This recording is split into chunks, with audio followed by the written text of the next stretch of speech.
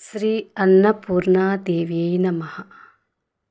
ఆణిముత్యాలలో మసాలా వడల పులుసు.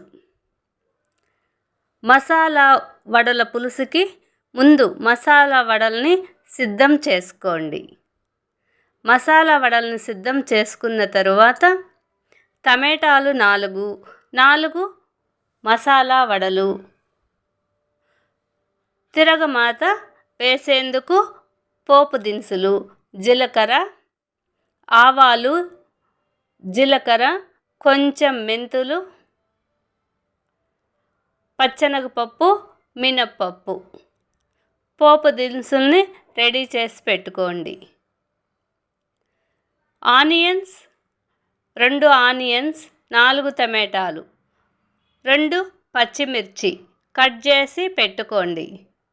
తెల్లగడ్డలు అంటే నీరుల్లి, ఒక 4 నీరుల్లి రెబ్బల్ని చితక్క కొట్టి అంటే కొంచెం మెత్తగా చేసి ఆ పక్కన పెట్టుకోండి. దీనికి కొంచెం ఆయిల్ కొంచెం ఎక్కువే పడుతుంది. ఎప్పుడో చేసుకుంటారు కదా, రోజు వాడేవారు ఆయిల్ ఎక్కువ వేసుకోకూడదు. కానీ ఎప్పుడో చేసుకునేటప్పుడు కొంచెం ఆయిల్ వేసుకోవచ్చు. ఆయిల్ 4 స్పూన్లు. బాండలి స్టవ్ మీద బాండలు పెట్టి దానిలో 4 స్పూన్లు నూనె వేయండి. నూనె బాగా వేడెక్కిన తరువాత 2 ఎండుమిర్చి, పోపు దినుసులు వేసి పోపు దినుసులు చిటపట అనేటప్పుడు తెల్లగడ్డ, ఆనియన్, కొంచెం ఆనియన్సే వేయండి, ఎక్కువ అన్నీ వేయద్దు. 4 రెబ్బలు తెల్లగడ్డ వేసి నీరుల్లి రెబ్బలు వేసి ఆనియన్స్ బాగా ఎర్రగా కొంచెం ఎర్రగా బ్రౌన్ కలర్ వచ్చేదాకా వేయించండి. అప్పుడు మిగిలిన ఆనియన్స్ను కూడా కొంచెము దోరగా వేయించండి. అంటే ఆనియన్స్ మొత్తం వేయించకుండా ముందు కొంచెం వేయించి తర్వాత ఆనియన్స్ పక్కన పెట్టుకొని ఒక దోరగా వేగిన తర్వాత తిరగమాత మంచి స్మెల్, మంచి వాసన వస్తుంది, మంచి స్మెల్ వస్తుంది అన్నమాట. అప్పుడు ఈ మిగిలిన ఆనియన్స్ని, టమాటాలని బాగా వాడనివ్వండి. పచ్చిమిర్చి కూడా వేయండి, చక్కగా వాడాలి. 4 టమాటాలు బాగా మగ్గనివ్వండి. ఈ వడల పులుసుకి చింతపండు తక్కువ వేసుకొని టమాటా ఎక్కువ వేసుకుంటే కూర టేస్టీగా ఉంటుంది. కొంతమంది పులుసు ఇష్టపడరు. పులుసు ఇష్టపడని వారు టమాటాలు ఎక్కువ వేసుకొని చింతపండు తక్కువ వేసుకుంటే కూర టేస్టీగా ఉంటుంది, ఇష్టంగా తింటారు. కాబట్టి టమాటాలని ఎక్కువే వేసుకోండి. టమాటాలు బాగా వాడనివ్వండి. వాడిన తర్వాత కొంచెం పసుపు, కారము వేసుకోండి. దాంట్లో సన్నగా తరిగిన అల్లం ముక్కలు కూడా వేసుకోండి, టేస్ట్కు బాగుంటుంది. తర్వాత చింతపండు రసం తీసి పక్కన పెట్టుకోండి. చింతపండు రసాన్ని ఈ టమాటాలు బాగా పచ్చడికి వేసేటప్పుడు మేము మగ్గుతాయి కదా, అలా మగ్గితే కూర చాలా టేస్టీగా ఉంటుంది. టమాటాలు మగ్గిన తర్వాత పసుపు, కారం వేసి కొంచెము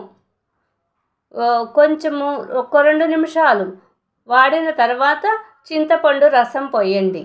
చింతపండు రసం పోసి దాంట్లో కొంచెం కొత్తిమీర వేయండి.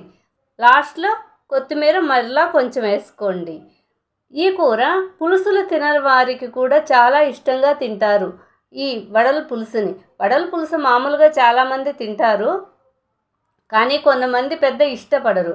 అలా ఇష్టపడని వారు, పులుసులు ఇష్టపడని వారు టమాటా పులుపు చాలా టేస్టీగా ఉంటుంది ఈ కర్రీకి. కాబట్టి కొంచెం పులుసు ఒక 2-3 నిమిషాల తర్వాత పులుసు బాగా మగ్గుతుంది. పులుసు బాగా కొంచెం ఉడికిన తర్వాత తగినంత ఉప్పు వేసుకోండి. ఉప్పు ముందుగానే వేయవద్దు, కొంచెము ఉప్పు వేసుకోండి. సగం పులుసు బాగా మరగనిచ్చి సగం పులుసు కొంచెం చిక్కబడుతుందన్నప్పుడు ఒక 5 నిమిషాల ముందు వడలు వేయండి. వడలు వేసి అప్పుడు కొంచెం మీకు తగినంత ఉప్పు వేసుకోండి. లేకపోతే ఈ వడలు ఉప్పుని పీల్చుకొని అంత టేస్టీగా ఉండవు వడలు. కాబట్టి దించబోయే ముందే ఉప్పు వేసుకోండి. ముందు కొంచెం ఉప్పు వేసుకొని తర్వాత లాస్ట్లో మీకు కూరకి తగినంత ఉప్పుని వేసుకోండి. కొత్తిమీర కొంచెం ఈ కూరలో కొత్తిమీర చాలా బాగుంటుంది. కొత్తిమీర టేస్ట్ కాబట్టి కొంచెం మీ ఇష్టానికి తగ్గట్టు కొత్తిమీర వేసుకోండి. కూర చిక్కబడిన తర్వాత కొంచెం మరీ చిక్కగా కాకుండా మరీ పలసగా కాకుండా పులుసు మాదిరిగా ఉన్నప్పుడు కూరని దగ్గరకు రానిచ్చి ఆపేసేయండి. స్టవ్ కట్టేయండి. ఈ కూర చాలా టేస్టీగా ఉంటుంది. అన్నంలోకి పొంగలిలో కూడా ఈ కూర వేసుకుంటారు. పప్పు పొంగలప్పుడు చేసుకున్నా కూడా ఈ కూర టేస్టీగా ఉంటుంది. ఇలా చేసుకోండి. కానీ ఈ కూరలో కారం చాలామంది మామూలు కారం వేస్తారు. మామూలు కారం కన్నా ఇప్పుడు కారాల్లో ఎండుమిరపకాయల్లో తెల్లగడ్డలు, ధనియాలు, కొంచెం జీలకర్ర వేసి పట్టించుకుంటున్నారు కారప్పొడి. ఆ కారప్పొడి చాలా బాగుంటుంది ఈ కర్రీకి. మీరు ఈ కర్రీని చేసి చూడండి టేస్ట్ ఎలా ఉంటుందో. ఏ కూరైనా కొంచెం శ్రద్ధగా చేస్తే చాలా టేస్టీగా అమృతంలా ఉంటుంది కూర. అక్షరాల ఆణిముత్యాలను ఆదరించండి. షేర్ చేయండి, లైక్ చేయండి. నెల్లూరు వారి మసాలా వడల పులుసు తయారు చేసుకోండి. టేస్టీ మసాలా వడల పులుసు.